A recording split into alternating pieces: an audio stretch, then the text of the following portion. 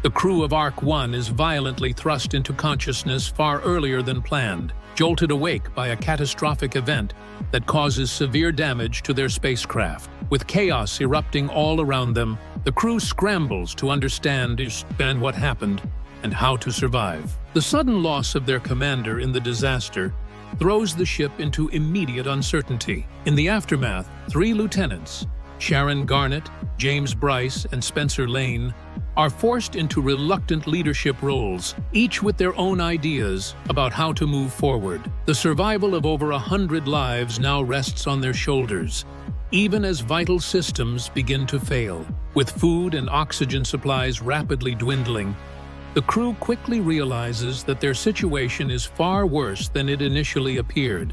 Fear, confusion, and panic begin to rise among the passengers. Tensions grow as Garnet attempts to take charge, despite being met with doubt and resistance from others who question her qualifications and past decisions. Her authority is fragile, and every misstep threatens to unravel the fragile unity the group desperately needs to survive. Still, she pushes forward, determined to maintain order as the only alternative seems to be chaos. The crisis deepens as an investigation into the explosion reveals it was not an accident, it was sabotage. The crew is shocked and unnerved to learn that someone among them may have intentionally caused the disaster that killed their commander. At the same time, personal secrets begin to surface. Garnett's mysterious past is slowly brought into the spotlight, and Bryce's declining health raises concern among those who rely on his expertise. When the time comes to decide how food and water will be rationed, arguments erupt.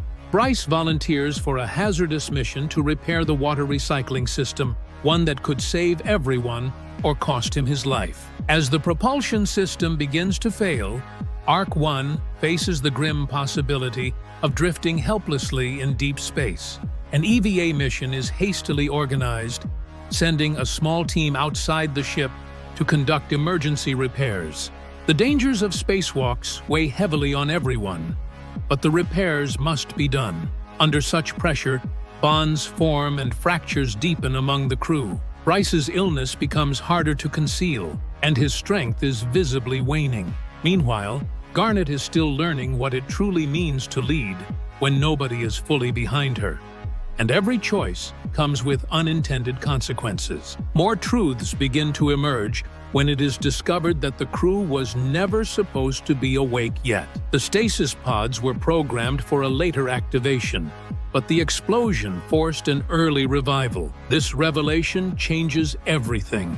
Adding to the mystery, a stowaway is found hiding within the ship, someone who was never meant to be there, but who may hold key knowledge about the sabotage and the mission itself. Trust begins to erode even further as accusations fly and paranoia spreads. Then, a strange encrypted message is intercepted, suggesting that Ark 1 may not be alone in space. Another Ark ship could still be out there. Things continue to spiral when yet another sabotage attempt rocks the already fragile crew. As they attempt to regain control of the situation, a nearby planet is discovered, possibly rich in much-needed resources, but also full of unknown risks. Garnet is faced with a pivotal decision: stay the course or send a team to the surface. She chooses the latter, sending brave volunteers to explore the uncharted world. Lane, meanwhile, grows increasingly suspicious of Garnet's judgment. He begins to question whether she is truly fit to lead, or if it is time for someone else to take control. The seeds of division are planted, and the path forward grows darker. A mysterious virus begins to spread rapidly throughout Ark 1, infecting both vital systems and human hosts. Panic takes hold as crew members fall ill, and medical resources are stretched to their limits. Amid this chaos, the exploration team returns from the nearby planet with samples of alien life, some of which show signs of aggression or toxicity. What was meant to be hope now threatens to compound their problems. Meanwhile, sensors confirm the existence of Ark 15, another ship believed to be lost. It is still active, but no one knows its status or allegiance. In the midst of growing pressure, Bryce finally comes clean about his terminal illness, admitting he has little time left and can no longer keep his secret. As oxygen levels begin to drop critically, the situation turns dire. The crew is forced to make painful sacrifices to conserve what little breathable air remains. Tempers flare, and political factions begin to form on board, with a growing number of crew members openly questioning Garnet's decisions and her ability to lead. The mystery of Arc 15 takes center stage once again as the crew prepares to intercept it, unsure whether it is friend or foe.